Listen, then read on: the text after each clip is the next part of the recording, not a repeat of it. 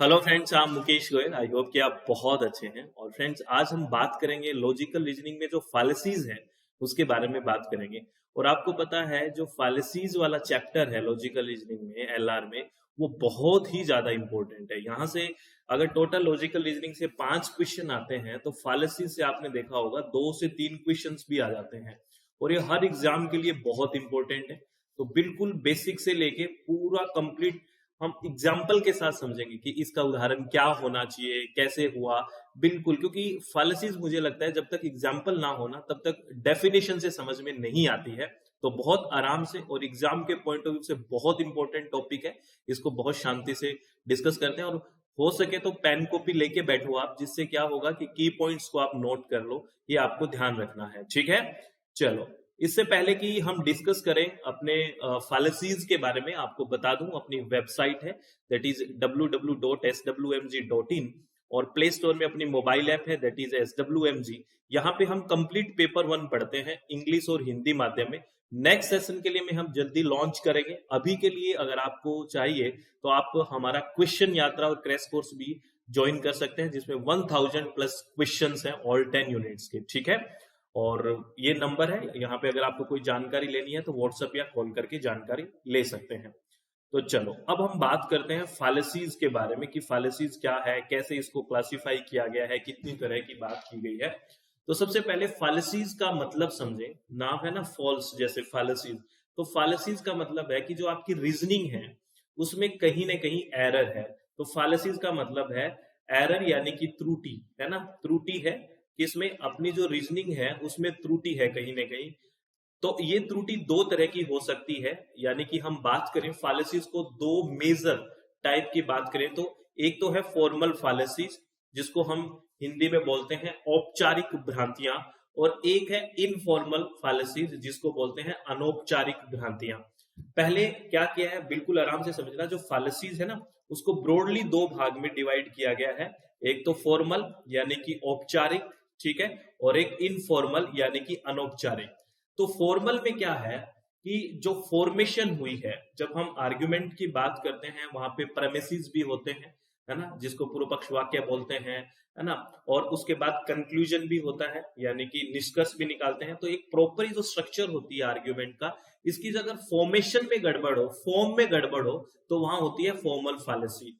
क्या है form of fallacy? When there is a fault in the form of given argument, यानी कि जब किसी दिए गए तर्क के रूप में कोई गलती होती है, यानी कि उसकी जो फॉर्मेशन हुई है, उसकी फॉर्म है, उसमें कहीं ना कहीं गड़बड़ है, तो वहां होगी फॉर्मल फैलेसी। इसको एग्जाम्पल के साथ भी समझते हैं ये कहना क्या चाहता है। और दूसरा है इनफॉर्मल फैलेसी। इनफॉर्मल का मतलब है अगर आपका कंटेंट का मिस यूज हुआ है, जो उसमें एक आर्ग्यूमेंट है उसमें कंटेंट यानी कि जो सामग्री है उसका कोई मिस यूज हुआ है। जैसे एक शब्द के कई मीनिंग निकल सकते हैं, जहां यानी कि कंटेंट में कहीं गड़बड़ हुई है, तो वो होगा इनफॉर्मल या अनौपचारिक। तो सबसे पहले हम फॉर्मल की बात करते हैं। इसका एग्जांपल देखते हैं कि वो क्या कहना चाहता है, फॉर्म का मतलब क्या है, फॉर्मेशन का मतलब क्या है। जैसे कि एग्जांपल लिखा हुआ है, if it rains the road get wet, the roads are wet therefore it rain. ठीक है, यानी कि जैसे बारिश होती है तो सड़कें गीली होती है, सड़कें गीली है। यहाँ पे प्रेमिसेस आ गया, कंक्लूजन आ गया कि बारिश होती है तो सड़कें गीली होती है, सड़कें गीली है, अतः बारिश हुई है। यहां तक आर्गुमेंट हुआ। अब यहाँ पे देखिए, यहाँ सड़क गीली होने का अन्य कारण भी तो हो सकता है कोई, कि जरूरी नहीं है कि बारिश से ही, है ना, एक संभावना है, लेकिन जरूरी नहीं है ना कि सिर्फ बारिश से ही सड़कें गीली हो। तो यहाँ पे जो अफर्मेशन हो रही है, जो परिणाम की जो पुष्टि हो रही है, वहां कहीं ना कहीं भ्रांति है, क्योंकि और भी तो रीजन हो सकता है। तो यहाँ का जो फॉर्मेशन हुआ है आर्ग्यूमेंट में, वहां पे इश्यू है, वहां पे गड़बड़ है। जैसे हम बात करते हैं ना कि ऑल रैकून्स आर हर्बीवोरस, ऐसे बात करते हैं, है ना, कि सारे रैकून हर्बीवोरस है। फिर एक और जानवर का नाम लेके बोलते हैं ये भी हर्बीवोरस है, फिर बोलते हैं रैकून है वही जानवर है। तो यानी कि फॉर्मेशन में कहीं ना कहीं गड़बड़ है। तो इस एग्जांपल को समझ पाए आप? मैंने कहा कि, है ना, इफ इट रेन्स, है ना, द रोड गेट वेट, यानी कि अगर बारिश है तो रोड है वो गीला हो गया। चलो ठीक है, भी हो गया, यानी कि सड़क गीली है। तो मैंने निष्कर्ष निकाला कि बारिश हुई है। तो ये निष्कर्ष ये नहीं कह सकता कि मैं 100% ठीक है, क्योंकि ये जो निष्कर्ष निकाला है रोड को गीला देखे कि बारिश हुई है, जरूरी नहीं है कि बारिश से ही रोड गीला हो। तो इस तरह का जो फॉर्मेशन में गड़बड़ हुई है उसको बोलते हैं हम फॉर्मल फैलेसीज। इसके कौन कौन से टाइप है, फॉर्मल को भी आगे क्लासिफाई किया गया है, उसके भी टाइप्स हैं, इनफॉर्मल के भी हैं, वो भी हमें बात करनी है। तो सबसे पहले फॉर्मल की डेफिनेशन से भी क्वेश्चन पूछा जाता है। जैसे दो स्टेटमेंट आपको दे दिए थे कि फॉर्मल और इनफॉर्मल के स्टेटमेंट दिए थे, सीधा सीधा क्वेश्चन पूछा था, तो वहां पे भी बच्चों ने गलत कर दिया था। फॉर्मल में यानी कि औपचारिक में हमेशा फॉर्म की बात करनी है, यानी कि जो उसका रूप है, फॉर्मेशन है, उसमें गड़बड़ है। और इनफॉर्मल में हमेशा कंटेंट यानी कि सामग्री की बात करनी है कि वो कंटेंट है उसका कहीं ना कहीं मिस यूज हुआ है, तो ये आपको ध्यान रखना है। ठीक है, तो इसमें परिणाम की पुष्टि यानी कि कहीं ना कहीं भ्रांति होती है इसमें, ये आपको ध्यान रखना है। आगे बात करते हैं, आगे अगर हम बात करते हैं इनफॉर्मल फैलेसीज के बारे में, जो हम बात कर रहे थे कि an error in the content और कॉन्टेक्स्ट ऑफ द आर्ग्यूमेंट, यानी कि तर्क के विषय वस्तु या संदर्भ में कहीं ना कहीं कंटेंट जो है उसमें इशू है। जैसे मैं आपको कहूं कि 1 फीट में 12 इंच होते हैं, ठीक है ना, एवरी मैन हैव फिट और every man fit is 12 inch. तो यहाँ पे फिट एक तो फुट वाला फिट है और 1 फुट पैर है, तो यहाँ पे कंटेंट का कहीं ना कहीं मिस यूज हुआ है ना, यानी कि एक जो मेरे पास वर्ड है उसका कहीं ना कहीं और यूज हो रहा है ना, मतलब उनका अलग अलग मीनिंग निकल रहा है, तो यहाँ कंटेंट का मिस यूज हुआ है, तो वहां होगी इनफॉर्मल फैलेसीज, वो अनौपचारिक होगा। तो अब अगर अनौपचारिक भ्रांति की बात करते हैं, तो अनौपचारिक भ्रांतियां हैं जो कंटेंट बेस्ड है ना, वो बहुत अलग अलग तरीके से हो सकती है, यानी कि फैलेसीज ऑफ एम्बिग्यूटी यानी कि अस्पष्टता की भ्रांतियां। और अस्पष्टता की भ्रांतियां कौन कौन सी हो सकती है, fallacies of equivocation, fallacy of amphiboly, fallacy of accent, fallacy of composition, fallacy of division, ये हो सकती है। ये सारी इनफॉर्मल फैलेसीज हैं। अगर इनफॉर्मल फैलेसी को ब्रॉडली हमने फैलेसीज ऑफ एम्बिग्यूटी में ये आ गई। अगर हम बात करें फैलेसीज ऑफ रेलिवेंस, प्रासंगिकता की भ्रांतियां, ये भी इनफॉर्मल है, जैसे अपील टू इमोशन यानी कि आर्ग्यूमेंट एड पॉपुलम जिसको बोलते हैं, red herring fallacy, Strowman fallacy, और फिर आर्ग्यूमेंट अगेंस्ट द पर्सन जैसे एड होमिनेम की बात करते हैं हम, है ना, और है अपील टू फोर्स यानी कि आर्ग्यूमेंट ऑफ एड बैकुलम की बात करते हैं। ये फैलेसीज ऑफ रेलिवेंस में आती है, यानी कि प्रासंगिकता की भ्रांतियां। ब्रॉडली ये इनफॉर्मल फैलेसीज में है, लेकिन इसका सब डिवाइड करें तो फैलेसीज ऑफ एम्बिग्यूटी यानी कि अस्पष्टता की भ्रांतियां, प्रासंगिकता की यानी कि रेलिवेंसी की फैलेसीज, और अगर हम बात करते हैं फैलेसीज ऑफ डिफेक्टिव इंडक्शन यानी कि दोषपूर्ण प्रेरण की भ्रांतियां, जिसमें बात करते हैं हम आर्ग्यूमेंट एड इग्नोरेंटियम की बात करते हैं, है ना, वर्कुंडियम की बात करते हैं, ठीक है, और फॉल्स कोज की बात करते हैं, हास्टी जनरलाइजेशन की बात करते हैं, जल्दी से किसी चीज का सम्मानीकरण कर देना, और फैलेसीज ऑफ प्री-अजम्पशन यानी कि अनुमान की जो भ्रांतियां हैं वो हो सकती है, जैसे फैलेसी ऑफ एक्सीडेंट है, बैगिंग द क्वेश्चन है, या फिर कॉम्प्लेक्स क्वेश्चन है। ये सारी की सारी इनफॉर्मल फैलेसीज है ना। मैंने बात की ना कि ब्रॉडली हम बात करते हैं तो फैलेसीज ब्रॉडली दो तरह की है, फॉर्मल और इनफॉर्मल। फॉर्मल वो होगी जहां फॉर्मेशन में कहीं ना कहीं इश्यू होगा, और इनफॉर्मल वो होगी जहां पे कंटेंट में इश्यू होगा, कंटेंट का मिसयूज होगा। फिर हमने बात की कि जो इनफॉर्मल है उनको अलग अलग बेसिस पे फिर सब डिवाइड किया गया है, हमने बात कर ली इनको। अब मैं एक बार फिर फॉर्मल की तरफ लेके जा रहा हूं। अभी मैंने आपको सिर्फ नाम बताए हैं इनफॉर्मल को क्लासिफाई करके, अब मैं सीधा आ रहा हूं टाइप्स ऑफ फॉर्मल की। मैंने इनफॉर्मल के टाइप्स बताए हैं अभी। अब बात करते हैं, पहले बात करते हैं टाइप्स ऑफ फॉर्मल फैलेसीज की। औपचारिक जो भ्रांतियां हैं वो कौन कौन सी हैं फॉर्मल फैलेसीज की बात करें तो सबसे पहले बात करते हैं अफर्मिंग द कॉन्सिक्वेंट, यानी कि अफर्मिंग द कॉन्सिक्वेंट का मतलब है परिणाम की पुष्टि करना।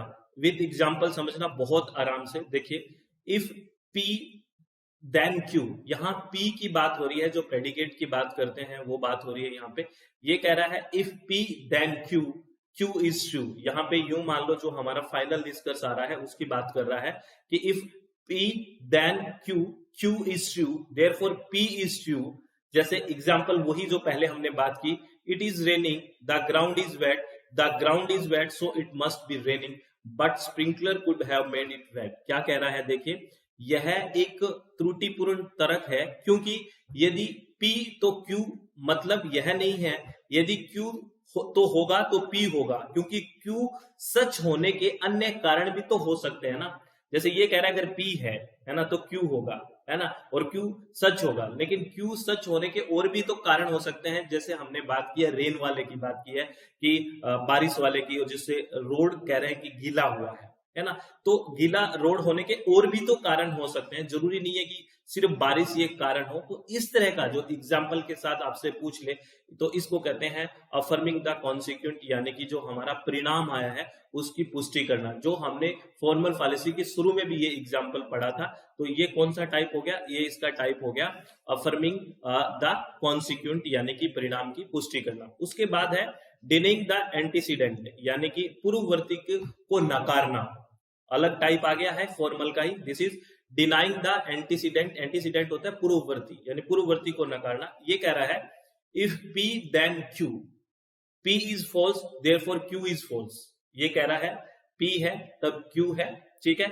लेकिन कह रहा है अगर P false है तो Q भी false होगा, ऐसा जरूरी नहीं है। अब इसको एग्जाम्पल के साथ समझते हैं, बहुत आराम से समझना, है ना। डिनाइंग द एंटीसीडेंट यानी कि पूर्ववर्ती को नकारना एक तर्क दोष है। इसका सीधा मतलब यह है कि यदि किसी स्थिति का कारण मौजूद नहीं है तो इसका अर्थ यह नहीं है कि उसका परिणाम भी नहीं निकलेगा। जैसे एग्जाम्पल, अगर बारिश होगी तो जमीन गीली होगी, है ना। बारिश नहीं हो रही है, अब ये मान लेते हैं कि बारिश हो नहीं रही है, ठीक है। तो निष्कर्ष है कि इसलिए जमीन भी गीली नहीं होगी। क्या सिर्फ बारिश से ही जमीन गीली होती है? उस बात को, जो पहले वाले एग्जाम्पल को ही रेलिवेंट कर रहे हैं हम। ये कह रहा है कि P होगा तभी Q होगा, अगर P नहीं होगा तो Q नहीं होगा, यानी कहने का मतलब अगर बारिश नहीं होगी तो रोड गीला ही नहीं होगा, ये कह रहा है। क्या ऐसा पॉसिबल है? बारिश रोड गीले होने के और भी तो कारण हो सकते हैं, तो इसको बोलते हैं डिनाइंग द एंटीसीडेंट, यानी कि कारण नहीं है तो निष्कर्ष भी नहीं होगा। तो है ना, अगर बारिश नहीं होगी तो जमीन गीली नहीं होगी, नकारना, बारिश नहीं हो रही है, निष्कर्ष क्या है, इसलिए जमीन गीली नहीं होगी, ये है। तो इसमें दोष कौन सा हुआ? जमीन किसी और वजह से भी गीली हो सकती है, जैसे किसी ने पाइप से पानी डाला हो। तो ऐसा जरूरी नहीं है कि P नहीं है तो Q नहीं होगा। तो इसको बोलते हैं डिनाइंग द एंटीसीडेंट, यानी पूर्ववर्ती को नकारना। ये फॉर्मल की बात कर रहे हैं या फॉर्मेशन में गड़बड़ है, ये ध्यान रखना। टाइप्स ऑफ फॉर्मल फैलेसीज की बात कर रहे हैं, दो हो गई। उसके बाद हम बात करते हैं अनडिस्ट्रीब्यूटेड मिडल, यानी कि अवितरित मध्य पद। बहुत आराम से एग्जांपल के साथ समझना। देखो, डिस्ट्रीब्यूशन और अनडिस्ट्रीब्यूशन के बारे में हम बात करते हैं, है ना। अनडिस्ट्रीब्यूशन के बारे में कि वितरित और अवितरित, जहां पे ऑल और नो लगा हो ना, जिसके साथ, चाहे वो सब्जेक्ट के साथ लगा है तो वो सब्जेक्ट, यानी मैं कहूँ कि सारे आदमी, तो यहाँ पे सारे आदमियों के साथ ऑल लगा है ना, तो ये डिस्ट्रीब्यूटेड में आएगा कि हर जगह है, क्योंकि ऑल आ गया है ना। तो जिसकी जगह ऑल या ई वाला नो लगा है वो कोई आदमी नहीं, यानी कि कोई भी आदमी नहीं, यानी कि सारे जगह डिस्ट्रीब्यूटेड हो गई ना बात। तो ऑल या नो लगा हो वो चीज, उसके साथ क्या होगा? डिस्ट्रीब्यूशन होगा, उसको बोलते हैं डिस्ट्रीब्यूटेड, यानी कि ये हर जगह। मैं कहूँ कि ऑल मैन आर मोर्टल, सारे व्यक्ति नश्वर है, तो ऑल मैन, तो मैन है वो डिस्ट्रीब्यूटेड है हर जगह, ऑल आ गया ना। मोर्टल के साथ नहीं है ऑल, मैन के साथ है, तो मैन डिस्ट्रीब्यूटेड हो गया। जैसे नो मैन आर मोर्टल, तो नो मैन के साथ है तो मैन डिस्ट्रीब्यूटेड है, कि कोई भी व्यक्ति नहीं, यानी कोई भी नहीं, तो हर डिस्ट्रीब्यूटेड हो गया। तो ये आपको ध्यान रखना है। ये हम एक क्लासिफिकेशन जब हम बात करते हैं ना, जब अलग अलग की अफर्मेटिव, ये यूनिवर्सल अफर्मेटिव की बात करते हैं, पर्टिकुलर अफर्मेटिव की बात करते हैं, है ना, यूनिवर्सल नेगेटिव की बात करते हैं, पर्टिकुलर नेगेटिव की बात करते हैं, यानी कि ऑल या सम, है ना, सम नॉट या नो की बात करते हैं, AEIO वाली बात करते हैं, तब ये पूरा का पूरा एक टेबल में हमें पढ़ना होता है। तो यहाँ क्या है? अनडिस्ट्रीब्यूटेड मिडल का मतलब है द मिडल टर्म, यानी कि जो कनेक्टिंग परमिसेस है, मिडल टर्म, 3 टर्म की बात होती है ना, मेजर, माइनर और मिडल, तो ये मिडल टर्म की बात है, undistributed middle. The middle term connecting premises doesn't cover all cases in either premises, failing to link the major and minor terms. इसको हम एग्जाम्पल के साथ समझेंगे। देखो, हिंदी में बता देता हूं। अवितरित मध्य पद तर्कशास्त्र की एक त्रुटि है, जहां मध्य पद जो प्रमुख, यानी कि जो मेजर और गौण यानी कि माइनर पदों को जोड़ता है, दोनों आधार वाक्य यानी कि परमिसेस में व्याप्त नहीं होते, डिस्ट्रीब्यूट नहीं होते, ये अनडिस्ट्रीब्यूटेड होता है मिडल। यानी किसी भी आधार वाक्य में वह अपने सभी सदस्यों को कवर नहीं करता है, जिससे प्रमुख और गौण पदों के बीच यह संबंध स्थापित नहीं हो पाता है और निष्कर्ष अवैध हो जाता है। अब आपको एग्जाम्पल से बात समझ में आ जाएगी कि मैं बोल क्या रहा हूं। जैसे एक उदाहरण है कि सभी कुत्ते जानवर हैं, ठीक है। अब आप देखिए सभी किसके साथ लगे हैं, कुत्तों के साथ सभी लगा हुआ है, सभी कुत्ते। तो यहाँ पे कुत्ते हैं वो तो डिस्ट्रीब्यूटेड हो गया, जानवर यहाँ डिस्ट्रीब्यूटेड नहीं है क्योंकि सभी जानवर के साथ नहीं लगा। मैंने कहा ना जिसके साथ ऑल लगा होगा या नो लगा होगा वो ही डिस्ट्रीब्यूटेड होगा, यानी कि वही हर जगह वितरित होगा, ये ध्यान रखना है। तो सभी कुत्ते जानवर हैं, सभी बिल्लियां जानवर हैं, तो इसमें तो कुत्ते डिस्ट्रीब्यूटेड हो गए क्योंकि ऑल लगा है इसके साथ, और इसमें बिल्लियां डिस्ट्रीब्यूटेड हो गई क्यों ऑल लगा है, सभी बिल्लियां। लेकिन जानवर है यहाँ पे डिस्ट्रीब्यूटेड नहीं है, इसलिए सभी कुत्ते बिल्लियां हैं। ये एक फॉर्मेशन मेरे पास एक क्या आ गया, एक आर्ग्यूमेंट आ गया, क्या है, सभी कुत्ते जानवर हैं, सभी बिल्लियां जानवर है, और फाइनली निष्कर्ष निकाला सभी कुत्ते बिल्लियां हैं। अब एक बात बताइए, हम बात करते हैं मिडल टर्म की, मेजर टर्म की और माइनर टर्म की, 3 M की बात करते हैं ना। तो मिडल टर्म कौन सी होती है, जो P1 और P2 में तो होता है लेकिन कंक्लूजन यानी कि निष्कर्ष में नहीं होता, इसी को मिडल टर्म बोलते हैं। तो यहाँ पे देखो जानवर एक मिडल टर्म है क्योंकि जानवर P1 और P2 में तो है लेकिन कंक्लूजन में नहीं है। तो यहाँ पे जो मिडल टर्म है वो अनडिस्ट्रीब्यूटेड है, देखिए नाम देखिए क्या है, अनडिस्ट्रीब्यूटेड मिडल, क्योंकि मिडल यानी कि जानवर यहाँ पे, और जानवर के साथ कोई भी यहाँ पे ओल या नो नहीं लगा है, तो वो डिस्ट्रीब्यूटेड नहीं है। सिर्फ और सिर्फ जैसे यहाँ पे जो कुत्ते हैं उनके साथ लगा हुआ है, बिल्लियां इसके साथ लगे होते हैं, यानी कि सब्जेक्ट के साथ यहाँ लगा हुआ है, लेकिन यहाँ पे मिडल टर्म के साथ नहीं लगा हुआ है, तो ये निष्कर्ष है वो अवैध हो गया। क्योंकि इसका देखो फाइनली क्या हो गया, सभी कुत्ते बिल्लियां हैं। क्या आप इस बात से सहमत है कि सभी कुत्ते बिल्लियां हैं? कैसे हो जाएगी सभी कुत्ते बिल्लियां, ठीक है। तो क्या है, यह मध्य पद, यहाँ पे मध्य पद जानवर है, मिडल टर्म। समस्या क्या हुई, जानवर किसी भी आधार वाक्य में व्याप्त यानी कि डिस्ट्रीब्यूटेड नहीं है। अगर जानवर के साथ ओल लगा होता तो हम सारे जानवर की बात कर रहे होते, यहाँ पे जानवर के साथ नहीं लगा हुआ है, ठीक है। तो यह सभी जानवरों की बात नहीं कर रहा है, ठीक है, बल्कि कुछ जानवरों की बात कर रहा है ना। इसलिए कुत्ते और बिल्लियां एक ही जानवर समूह के केवल अलग अलग हिस्सों से संबंधित हो सकते हैं, न कि एक दूसरे से, ठीक है, जिससे निष्कर्ष गलत निकलता है। ये इंपॉर्टेंट है, 1-2 बार देखोगे तभी बात समझ में आएगी, बहुत इंपॉर्टेंट है, ठीक है। फिर भी आपको कुछ बात समझ में नहीं आती है तो आप मुझे कमेंट करके भी बताना, एग्जाम्पल पे थोड़ा सा फोकस करने की बात करें। लेकिन हाँ, कुछ तो आपका रिवीजन भी थ्योरेटिकल पार्ट में अच्छा होगा तो और बेहतर तरीके से ये चीज समझ में आ जाएगी। अब मैं बात करता हूं आगे, हम फॉर्मल की ही बात करें जब फॉर्मेशन में गड़बड़ हो, तो उसका अगला टाइप है इलिसिट मेजर और माइनर, यानी कि जो मेजर टर्म, हमने मिडल टर्म की बात कर ली अभी, ठीक है। अब बात करते हैं मेजर और माइनर टर्म की भी बात करते हैं, इस तरह से भी फॉर्मेशन में इश्यू हो सकता है। तो यहाँ पे दोनों की बात करते हैं, पहले मेजर टर्म की बात करते हैं। देखो द मेजर टर्म और माइनर टर्म, आपको ये पता है ना कि कहां पे होती है, मेजर और माइनर टर्म दोनों कंक्लूजन में होती है, यानी कि निष्कर्ष में होती है। और निष्कर्ष में जो प्रेडिकेट होता है, कंक्लूजन का जो प्रेडिकेट होता है वो मेजर टर्म होता है, और किसी भी निष्कर्ष का यानी कि कंक्लूजन का सब्जेक्ट होता है वो माइनर टर्म होता है। ये तीनों चीज आपको पता होनी चाहिए, मेजर, माइनर और मिडल टर्म, प्लीज, ठीक है।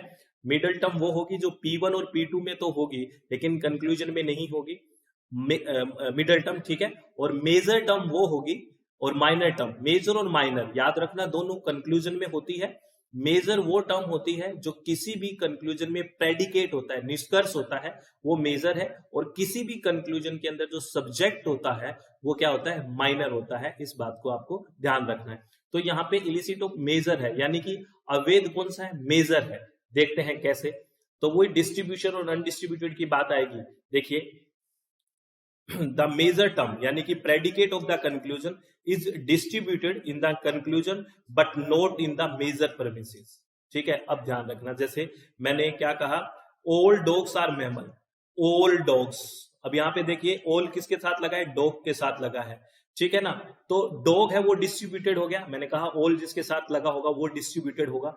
तो लेकिन मैमल्स है वो नहीं है क्योंकि मैमल्स के साथ नहीं है। कंक्लूजन निकला ऑल मैमल्स आर डॉग। अब एक बात बताइए, यहाँ ऑल किसके साथ आ गया, मैमल्स के साथ, लेकिन ऊपर परमिसिस में तो ऑल है वो किसके साथ था, डॉग के साथ था। तो यहाँ पे मैमल डिस्ट्रीब्यूटेड हो गया, लेकिन अगर बात करें ऊपर सब्जेक्ट में बात करें, ऊपर परमिसिस में, वहां पे जो मैमल था वो डिस्ट्रीब्यूटेड नहीं था, ठीक है, परमिसिस में। तो यहाँ पे फालेसिस हो गई, यानी कि सभी कुत्ते स्तनधारी हैं, कुत्ते डिस्ट्रीब्यूटेड है, स्तनधारी नहीं, ठीक है। और सभी स्तनधारी कुत्ते हैं, स्तनधारी यहाँ पे डिस्ट्रीब्यूटेड है लेकिन प्रेमिसेस में नहीं था। तो यहाँ इस तरह से अगर डिस्ट्रीब्यूशन की बात आती है, यहाँ मेजर का डिस्ट्रीब्यूशन है, क्योंकि यहाँ पे जो फाइनली मेजर टर्म क्या है, प्रेडिकेट, जो विशेषता है, उस विशेषता में कहीं ना कहीं गड़बड़ है, यानी कि ऑल मैमल्स आर डॉग, यहाँ पे दिक्कत आ रही है, ठीक है। तो यहाँ प्रेडिकेट में दिक्कत आ गई, डिस्ट्रीब्यूशन में, तो यहाँ हो गया मेजर इलिसिट, इंपॉर्टेंट है, प्लीज ध्यान रखना। और जैसे ही माइनर इलिसिट आएगा, माइनर यानी कि माइनर टर्म, तो माइनर टर्म कौन सी आएगी, किसी भी कंक्लूजन में सब्जेक्ट की बात होगा, तो देखिए इलिसिट ऑफ माइनर टर्म, अवेद माइनर, द माइनर टर्म यानी कि subject of the conclusion is distributed, यानी कि सब्जेक्ट होगा कंक्लूजन का, वो तो डिस्ट्रीब्यूटेड होगा in the conclusion but not in the minor premises. देखिए यहाँ पे देखिए, all cats are felines, all cats are felines, तो कैट है वो डिस्ट्रीब्यूटेड है, देखिए यहाँ पे सब्जेक्ट है वो क्या है, डिस्ट्रीब्यूटेड है, माइनर। लेकिन यहाँ पे देखिए felines is distributed but not in the premises, यहाँ पे ऑल फेलाइंस आ गया, तो यहाँ पे जो ये जो सब्जेक्ट था यहाँ पे डिस्ट्रीब्यूटेड नहीं है, तो यहाँ सब्जेक्ट में गड़बड़ होगी, सब्जेक्ट यहाँ डिस्ट्रीब्यूटेड नहीं है लेकिन प्रेमिसेस में सब्जेक्ट डिस्ट्रीब्यूटेड है, थोड़ा सा दिमाग लगाओ, ठीक है। तो ये कहाँ सब्जेक्ट की बात आ गई, तो माइनर टर्म की बात आ गई, तो यहाँ पे किस तरह का अवैध है, इलिसिट माइनर, ये याद रखना है, ये बहुत इंपॉर्टेंट है, क्योंकि जब आपको मेजर, माइनर और मिडल टर्म का पता है तो ये चीजें बहुत आराम से समझ में आ रही होगी, अगर नहीं पता है तो गड़बड़ है, ठीक है। एग्जाम्पल के साथ बहुत आराम से समझने की बात है, थोड़ा सा समय देके समझो, सारी चीज समझ में आ जाएगी। उसके बाद बात करते हैं, हम बात किसकी कर रहे हैं, फॉर्मल फैलेसीज के ही टाइप्स की बात कर रहे हैं, ध्यान रखना। इनफॉर्मल की सिर्फ हमने डेफिनेशन पढ़ी थी, उसके बारे में जो टाइप्स थे वो भी हम पढ़ेंगे, पहले फॉर्मल की बात कर रहे हैं। एक्सक्लूसिव प्रेमिसेस, यानी कि ये क्या है, देखिए इसकी definition, A syllogism with two negative premises which can't yield a valid conclusion. अब एक बात समझिए, यहाँ पे जो दोनों के दोनों हैं, जो प्रेमिसेस पूर्व पक्ष वाक्य वो नेगेटिव है। अगर देखिए तो आप एक बात बताइए, दो नेगेटिव चीजों से एक वैलिड कंक्लूजन कैसे निकालोगे, एक चीज तो कहीं ना कहीं पॉजिटिवली रेलिवेंट करनी चाहिए ना, तभी तो आप कोई निष्कर्ष तक पहुंचोगे, यहाँ दोनों ही नेगेटिव है, तो इस तरह की जो फैलेसीज होगी वो एक्सक्लूसिव प्रेमिसेस होगी। इसको हम एग्जाम्पल से भी समझेंगे, मैं हिंदी में पढ़ के बता देता हूँ। वह तार्किक दोष है जहां एक सिलोजिज्म में दोनों आधार वाक्य यानी प्रेमिसेस नकारात्मक होते हैं, जिसके कारण कोई भी वैध है यानी कि वैलिड निष्कर्ष नहीं निकाला जा सकता, क्योंकि दो नकारात्मक आधार वाक्य आपस में जुड़कर एक तार्किक संबंध स्थापित नहीं कर पाते, और निष्कर्ष निकालने के लिए कम से कम एक सकारात्मक आधार वाक्य का होना आवश्यक होता है, तभी तो निकलेगा। जैसे मैं एक एग्जांपल बोल रहा हूं, पहला है कि कोई कुत्ते बिल्लियां नहीं है, यानी कि नो डॉग्स आर कैट, यहाँ पे नेगेटिव हो गया, no dogs are cat, no की बात हो रही है। फिर कह रहा है कोई बिल्लियां जानवर नहीं है, यानी कि नो कैट्स आर एनिमल्स, और कंक्लूजन निकाल दिया नो डॉग्स आर एनिमल्स। अब यानी कि कोई भी, आपको ये उदाहरण है, ये आपको कुछ हद तक ठीक लग रहा होगा, लेकिन आप ऐसे बता नहीं सकते, क्योंकि दो चीज नेगेटिवली है, वो वहां नहीं जा रहा, वो वहां से आ नहीं रहा है, तो वहां जा नहीं रहा होगा, ये कोई मतलब नहीं हुआ। एक चीज पॉजिटिवली रिलेट करनी चाहिए, तभी हम कंक्लूजन को निकाल सकते हैं। ये थोड़ा आपको ठीक लग रहा है लेकिन ठीक है नहीं, इसलिए मैंने नीचे लिख दिया है। उस उदाहरण में दोनों वाक्य नकारात्मक है, भले ही निष्कर्ष कुछ हद तक सही लग सकता है, यह तार्किक रूप से पहले दो वाक्य और नहीं निकलता, क्योंकि बिल्लियों के जानवर न होने से कुत्तों के बराबर, कुत्तों के जानवर होने या न होने का कोई संबंध स्थापित नहीं होता है। इसलिए दोनों अगर नेगेटिव है तो सही वैलिड कंक्लूजन पे आप नहीं जा सकते, एक तो सकारात्मक होना ही चाहिए। इस बात को तो आप समझते ही हैं। दिस इज एक्सक्लूसिव प्रेमिसेस, और ये एक फॉर्मल फैलेसीज है, ये ध्यान रखना है, अभी फॉर्मल ही पढ़ रहे हैं। उसके बाद हम बात करें एग्जिस्टेंशियल फैलेसी, यानी कि अस्तित्व संबंधी भ्रांति की बात करते हैं। जैसे यहाँ पे अस्तित्व की कोई बात होगी, एग्जिस्टेंस की, देखिए drawing a conclusion about existence, है ना, some X are Y from premises that don't guarantee existence. अब कुछ बात समझ के ये लग जाता है कि एग्जिस्टेंस में होगी, लेकिन वो जरूरी नहीं है वो एग्जिस्टेंस में हो, उसकी विशेषता बता रहा होता है वो। जैसे अभी मैं एग्जांपल से भी समझाऊंगा। अस्तित्व संबंधी भ्रांति एक तार्किक त्रुटि है जहां आप ऐसे आधार वाक्यों से अस्तित्व का निष्कर्ष निकालते हैं जो अस्तित्व की गारंटी नहीं देते हैं, खासकर जब आप सार्वभौमिक कथनों यानी कि ओल वाला, ओल SRP है ना, से आंशिक निष्कर्ष यानी कि सम SRP निकालते हैं, तो यह मान लेते हैं कि S मौजूद है। हम मान लेते हैं कि ओल है तो सम तो होगा ही होगा, लेकिन एग्जिस्टेंस की बात वो एक समझा रहा है, एग्जिस्टेंस होना जरूरी नहीं है। जैसे समझिए उसने कहा कि सभी परियां सुंदर होती है ना, ऑल फेरीज आर ब्यूटीफुल, यानी कि सभी जो परियां हैं वो सुंदर होती है। यह केवल एक शर्त है, परियों के होने की गारंटी नहीं दे रहा है ये कि सभी परियां सुंदर है, ठीक है, लेकिन ये थोड़ी कह रहा है सभी परी है भी, तो एग्जिस्टेंस की गारंटी थोड़ी दे रहा है। लेकिन हम क्या करते हैं, आगे वाले फिर यूं मान लेते हैं गारंटी होगी, जैसे सभी सुंदर चीजें, फिर उसने कहा जादुई होती है, all beautiful things are magical, यह केवल एक शर्त है, ये नहीं कह रहा कि होते हैं, ठीक है। और फिर हमने निष्कर्ष निकाला, इसलिए कुछ जादुई चीजें परियां हैं, तो ये जरूरी थोड़ी है कि परी यहाँ पे होगी, ठीक है। तो एग्जिस्टेंस की बात करता है ये। तो आधार वाक्य परियों या सुंदर सुंदर चीजों के वास्तविक अस्तित्व की पुष्टि नहीं करते हैं, वे केवल गुणों की बात करते हैं, इसलिए उनके होने का निष्कर्ष निकालना एक भ्रांति है, क्योंकि परियां मौजूद नहीं हो सकती, ठीक है। इस बात को बोलते हैं एग्जिस्टेंशियल फालेसी, यानी कि अस्तित्व संबंधी भ्रांति की बात करते हैं।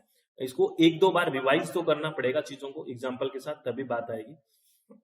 ये हमने कर लिया। उसके बाद है फालेसी ऑफ 4 टर्म्स, यानी कि 4 पदों की भ्रांति, है ना। इसको क्वाटर्नो टर्मिनोरम भी बोलते हैं, फालेसी ऑफ 4 टर्म्स, 4 पदों की भ्रांति। वैसे आपको पता है 3 पद होते हैं, मेजर, माइनर और मिडल। मेजर, माइनर और मिडल, ये 3 होते हैं। अगर चौथा पद आता है तो भ्रांति होगी होगी। जैसे एक एग्जाम्पल से समझते हैं। आपको पता है एक तार्किक दोष जिसमें न्याय वाक्य सिलोजिज्म में आवश्यक 3 पद, मेजर, माइनर, मिडल की जगह अगर 4 या अधिक पद इस्तेमाल हो जाते हैं, जिससे तर्क है वो इनवैलिड हो जाता है। और इस शब्द के 2 अलग अलग अर्थ सम व्यवहार इक्विवेकेशन के कारण होता है। जैसे एक उदाहरण है, सभी इंसान मरणशील है, ऑल मैन आर मोर्टल। तो यहाँ एक तो मैन आ गया, एक मोर्टल आ गया। फिर कह रहा है अब आगे चीजें ही बदल दी, ना यहाँ मैन छोड़ा है अगले वाले में परमिसिस में, और ना ही मरणशील यानी कि मोर्टल छोड़ा है। आगे क्या बोला, आकाश नीले हैं। तो यहाँ पे देखो ऊपर एक चीज तो शामिल कर लेते तो हम कहीं ना कहीं चीजें पहुंच जाते। तो ये कह रहे सभी इंसान मरणशील है, ऑल मैन आर मोर्टल, और स्काई इज ब्लू। तो यहाँ दूसरे सेंटेंस में ना तो मैन है और ना ही क्या है, बेसिकली मोर्टल है। तो अब क्या हुआ, 4 बन गए ना, इंसान, मरणशील, आकाश और नीले, यानी कि ह्यूमन, मॉर्टल, स्काई और ब्लू, 4 चीजें बन गई। तो निष्कर्ष निकला इसलिए सभी इंसान नीले हैं। तो इंसान, मरणशील, आकाश और नीला 4 अलग पद हैं, जिसके कारण आधार वाक्यों के बीच कोई तार्किक संबंध नहीं बन पा रहा। तो इस तरह के अगर संबंध नहीं बन पा रहा है तो इसको बोलते हैं फालेसी ऑफ 4 टर्म्स, 4 पदों की भ्रांति। ये भी आपको ध्यान रखना है, ठीक है। तो आई थिंक ये सारी बातें मैंने सिर्फ आज फॉर्मल फालेसीज के बारे में बात की है। मैं वापस इनफॉर्मल वाले पेज पे लेके जा रहा हूँ, आपको ध्यान से समझना है। और इनफॉर्मल फालेसीज को भी हम पढ़ेंगे। पहले आपको ये फालेसीज कैसी लगी, आपको अच्छे से सारी बात समझ में आई कि नहीं आई। उसके बाद अगर आपका अच्छे से आप बताते हो कि समझ में आई है, तब हम इनफॉर्मल को भी लेके आएंगे। आप कमेंट करके बताना। ये सारी इनफॉर्मल फालेसीज जो कंटेंट बेस्ड या कॉन्टेक्स्ट बेस्ड होगी, ये सारी सब डिवाइड के साथ हम लेके आएंगे। डिपेंड ऑन यू कि आपको कैसी लगी, आप बताओगे तभी तो हम वर्क करेंगे, क्योंकि आपका टाइम किसी भी तरह से वेस्ट नहीं होना चाहिए। हमें लगना चाहिए कि आपको कुछ इससे गेन हुआ है, आपको ठीक आया है, तो मैक्सिमम समझ आया है तो मैक्सिमम लोगों के साथ शेयर करें और अच्छे से लाइक वाइक करो, कमेंट करो, तो हमें भी एक मोटिवेशन मिलता है। तो ऑल द वेरी बेस्ट। आपको फिर बता देता हूं, आपको पता है अपनी वेबसाइट है दैट इज www.swmg.in और प्ले स्टोर में अपनी मोबाइल ऐप है दैट इज SWMG और ये कॉन्टैक्ट नंबर है। यहाँ पे हम पेपर 1 पढ़ते हैं, पेपर 2 इन्वायरमेंटल साइंस और पेपर 2 एजुकेशन। हम दोनों मीडियम में पढ़ते हैं बिल्कुल आराम से। इस एग्जाम के लिए आप क्वेश्चन यात्रा अगर स्टार्ट करना चाहते हो, जो 1000 क्वेश्चन है, प्रीवियस ईयर क्वेश्चन 10 की 10 यूनिट्स की, आप ज्वाइन कर सकते हैं। या फिर थ्योरी के साथ आप PYQ करना चाहते हैं तो भी आप कर सकते हैं। फटाफट देखना पड़ेगा आपको वीडियोस, ठीक है, आपको एक साथ मिल जाएगा। और नेक्स्ट सेशन के लिए हम जल्दी ही बैच लॉन्च करेंगे। अभी आप एग्जाम दीजिए और एग्जाम को अच्छे से करिए। ऑल द वेरी बेस्ट, बहुत सारी शुभकामनाएं, और अपने चित्त को शांत रखें, खुश रहें और किसी भी तरह की आपको टेंशन नहीं लेनी है। ऑल द वेरी बेस्ट, बहुत बहुत धन्यवाद, thank you, thanks a lot friends.